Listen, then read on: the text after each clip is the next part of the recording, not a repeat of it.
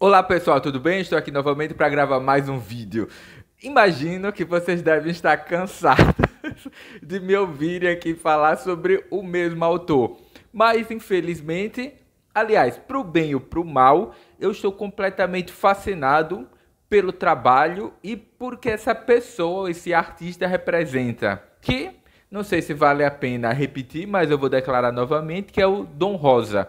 Como eu comentei nos vídeos anteriores, agora, pelo menos nesses últimos dias, e talvez eu prossiga assim pelas próximas 2 semanas, eu faço esse trabalho de ler a Biblioteca Dom Rosa, que reúne em 10 volumes toda a produção desse artista que se tornou consagrado no final dos anos 80 até os dias atuais, por ser não um desenhista dos patos da Disney, mas um continuador ou um herdeiro do trabalho do clássico Karl Barks.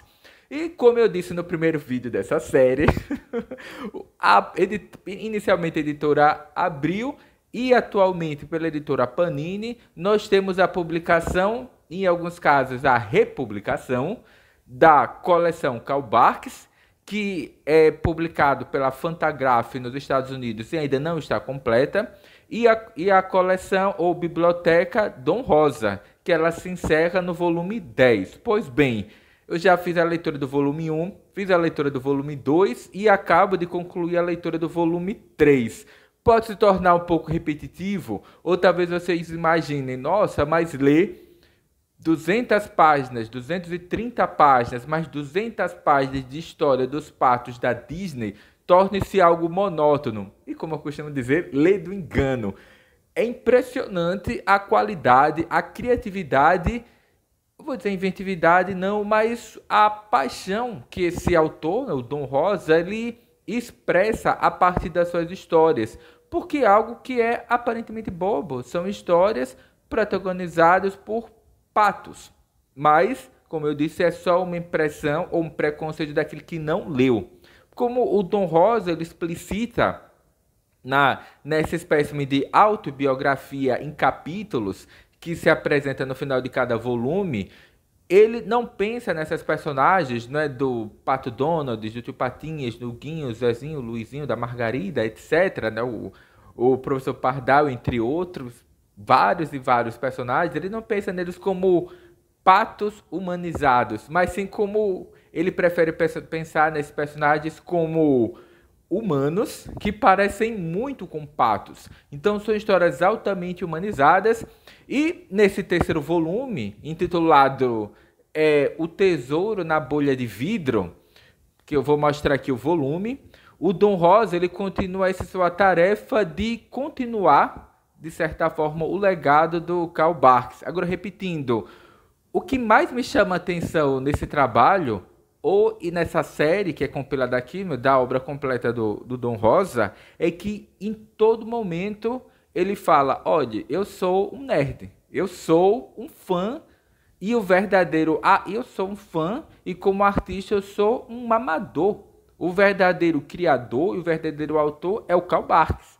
Aqui eu só estou tecendo homenagens a esse autor original e eu só estou, de certa forma, realizando esse sonho de criança de realizar ou de contar as minhas próprias histórias, pegando emprestado esses personagens do Karl Barks. Então, na primeira edição, né, que é O Tesouro Perdido, O Filho do Sol, o Dom Rosa ele faz uma espécie de continuação ou de revisitação a um personagem clássico apresentado pelo Dom Rosa ou pelo Karl Barks lá no final dos anos 40.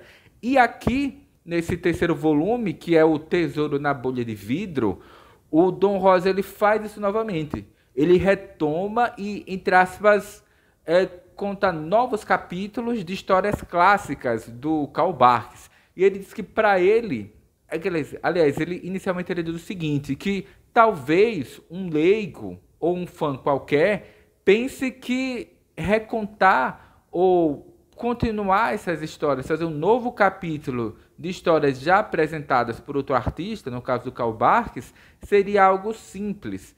E mais difícil seria contar histórias novas. Só que o Dom Rosa ele diz que não. Criar histórias novas é simples. Você pega personagens e a partir deles você conta a história que você quiser. O Dom Rosa que ele apresenta o seguinte: difícil é você continuar o legado de um outro artista, né? Você recontar histórias que já foram contadas antes. Então ele tem uma série de trabalhos de, por exemplo, ele não tenta emular o trabalho do Karl Barks. Os patos dele são muito diferentes. Ele vive destacando isso, que a arte dele é muito poluída, tem 150 a mais detalhes do que de fato as histórias precisariam, que sempre os editores dele o orientavam a colocar menos. Olhe, Dom Barks, Dom, é,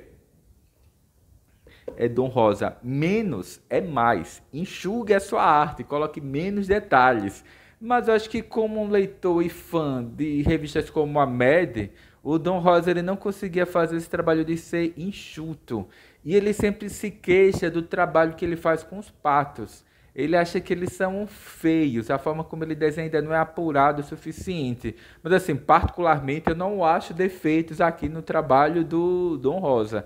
Claro que eu não conheço a obra original lá do Karl Barks, mas assim, mesmo aqui sendo o terceiro volume, é notável o avanço que ele fez aqui. Porque, como eu disse, como essa coleção mostra a obra do Dom Rosa em ordem cronológica, aqui reúne as histórias que ele publicou, que ele produziu entre 91 e 92. Então, aos poucos, você, leitor, que se depara com essa obra, né, com esse compilado, você acompanha o desenvolvimento do artista, tanto o traço dele quanto a forma de narrativa, e fica cada vez mais explícito o quanto ele é fã, admirador e respeitoso desse universo dos patos que é desenvolvido pelo Karl Barks anteriormente lá nos anos 40 e 50, e como ele tenta, entre aspas, apresentar elementos novos a esses personagens que já são conhecidos há décadas. E o engraçado é, repetindo, a obra, ela segue, o terceiro volume segue a mesmo modelo, o formato das edições anteriores. Ele abre como introdução, depois há as histórias propriamente ditas, não é? Há até alguns estudos ou páginas e rascunhos que não foram publicados, que foram alterados depois, e no final há um caderno de extras no qual o Dom Rosa ele apresenta detalhes de bastidores da produção de cada uma das edições que é compilada aqui, e há uma pequena e há capítulos da biografia dele, né? Que interessa de uma autobiografia que ele chama de A Saga do Dom Rosa, que é o capítulo 3, que ele dá o nome de O Invasor do Forte Gutenberg. Porque nos Estados Unidos, pelo que o Dom Rosa, assim, ele não diz explicitamente, né? Porque parece que é uma pessoa bem polida e educada, mas fica ali implícito no texto dele um tratamento ruim que empresas como a Disney tratavam, né, os seus funcionários, né, os seus colaboradores, e o quão mal pagos eram os desenhistas. Então, o Dom Rosa ele conta essa aventura que ele teve na Europa, que muitos desses trabalhos iniciais deles, pelo menos até aqui, né, 91, 92, foram comprados por editoras europeias, não é, da Noruega, da França, da Inglaterra, etc. E o quão mais bem pago ele era. Aí tem uma parte aqui que ele relata que ele recebeu um telefonema de uma editora, acho que era não sei se era da Noruega, e perguntando, né, sim, mas quanto você cobra por página? Aí ele, nossa, né, quanto que eu vou cobrar, né? Aí ele disse, chutou um valor, não, vou dizer o valor médio que eu recebo aqui para uma página da revista. Olha, eu cobro tanto. Um ou 2 dias depois, essa editora ligou para ele e disse, olha, o valor que você está pedindo é muito abaixo daquilo que geralmente nós pagamos aos nossos artistas, né? Então, assim, olha, o que geralmente nós pagamos é o valor Y, que era, ele diz assim, que era no mínimo 2 vezes mais do que ele recebia nos Estados Unidos. Ele, opa, beleza.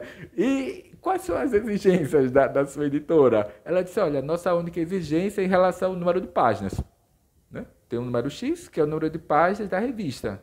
Agora, o tipo de história que você quer contar, quais personagens que você vai envolver, nós não vamos interferir nisso.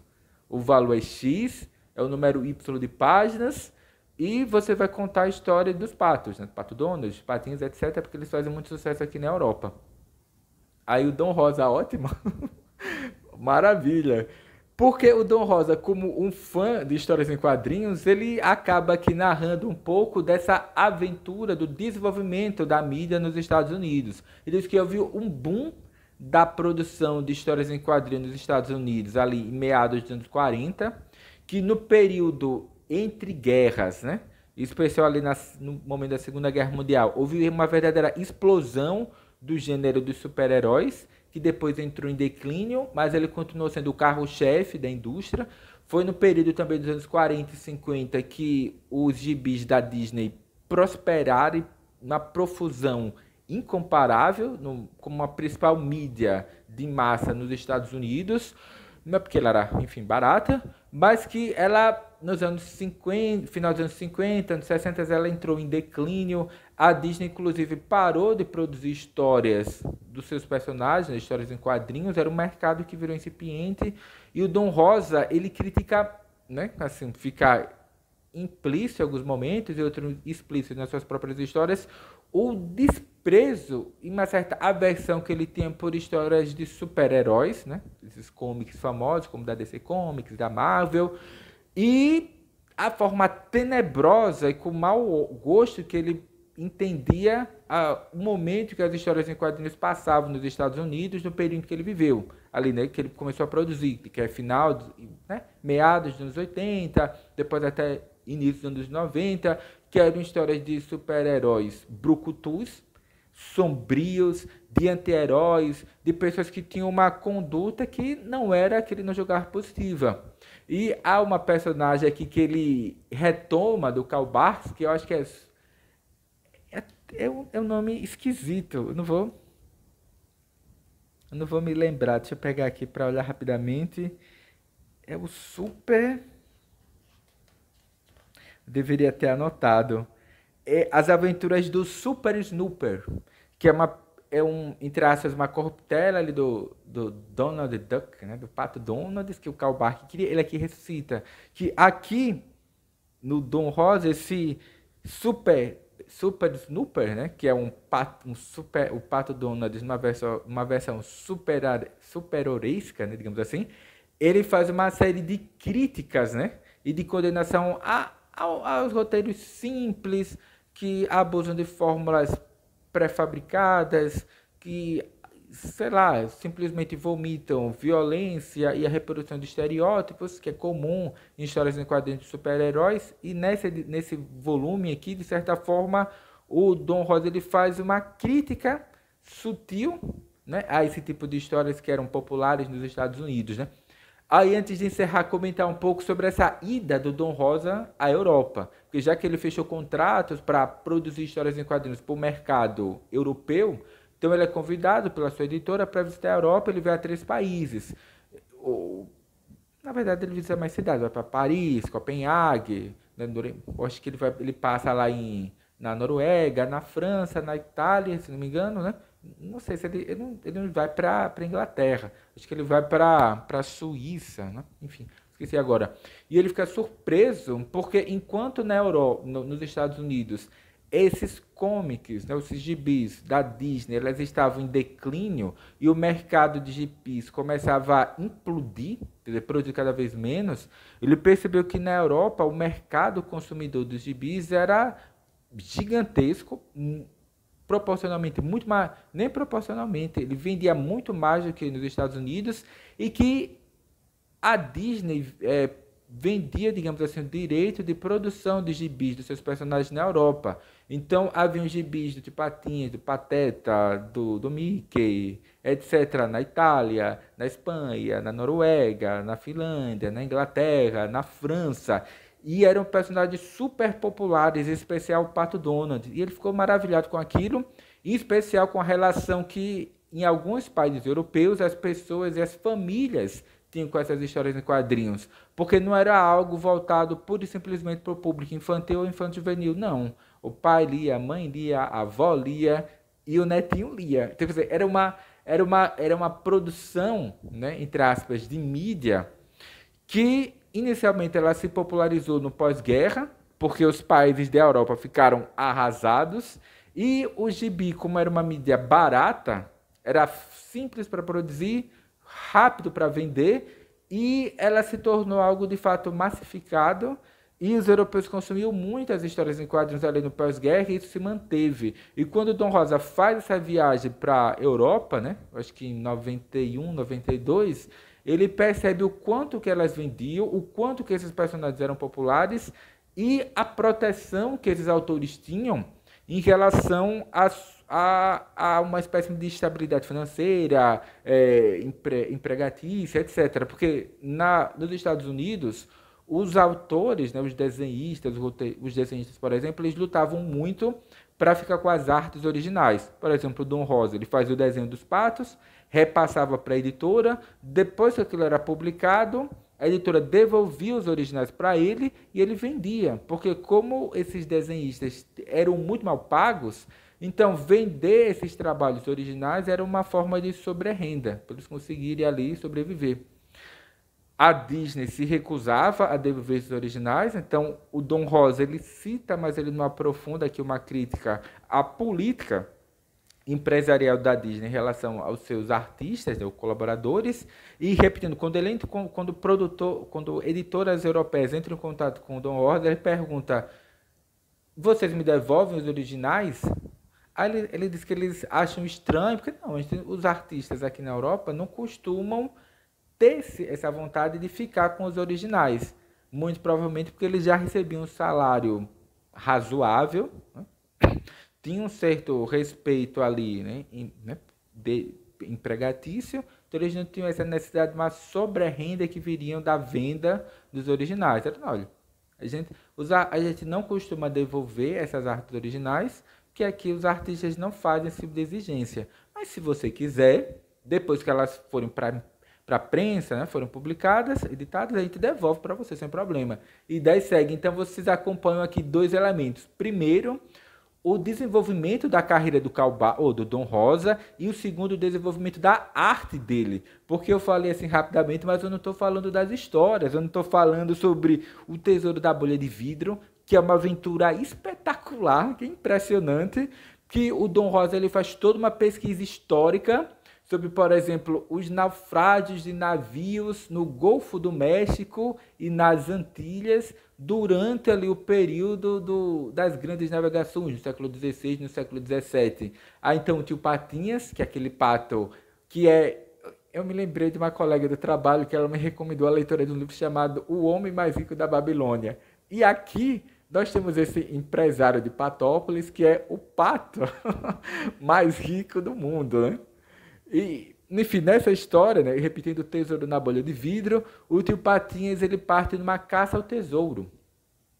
E ele vai ali para aquele Golfo do México, nas proximidades ali da Flórida, e encontra no destroços do navio um mapa, entre aspas, como é que se diz, esculpido em madeira em alto relevo na cabine do capitão do navio do século XVI, né, daqueles... de um corsário, sei lá, espanhol, e mostrando os pontos dos principais naufrágios do período, porque o mar naquela região tem águas muito claras e muitos pontos é um mar raso. Então, no século XVI, no século XVII, esses navios que transportavam às vezes especiarias, ouro, prata, etc., eles naufragavam. Os mares eram rasos, de águas claras, então eles viam os navios ali, sabiam onde eles estavam, mas não tinham tecnologia para resgatar os bens que naufragaram ali com o navio. Então, modernamente nós temos, e o tio Patinhas com o Pato Donald, com seu sobrinho, que ele pagava 30 centavos por hora de trabalho, que realmente o tio Patinhas aqui, das histórias do Dom Rosa é bem diferente daquele que nós conhecemos pela animação, né? Ele, de fato, ele é mais sovinho, é um cara mais duro, ríspido, né? E, de certa forma, ressentido, né? Pelo tanto que ele se esforçou na vida para conseguir algum êxito, né? Daí vai ter uma outra história que é fantástica, que, se não me engano, o nome é No País do Wendigo. Eu vou pegar... Tio Patinhas e a Guerra do Wendigo. O Wendigo é um monstro mitológico das florestas do Canadá. É tipo o nosso Mapinguari, ou um Sasquatch, um pé grande, etc. E o Tio Patinhas ele tem uma fábrica de celulose em uma vasta área florestal no Canadá. Então ele vai com os seus sobrinhos para fiscalizar, porque parece que ele descobre que é um problema na manutenção daquela fábrica. E lá chegando, eles são raptados por esses Wendigos. E depois ele descobre que, na verdade, são membros de uma tribo nativa e que estão sofrendo as consequências da destruição e da poluição ambiental promovida pela produção de celulose, né, pela devastação do meio ambiente. Aí é uma saga longuíssima, né, em 3 capítulos, um desenho assim fenomenal.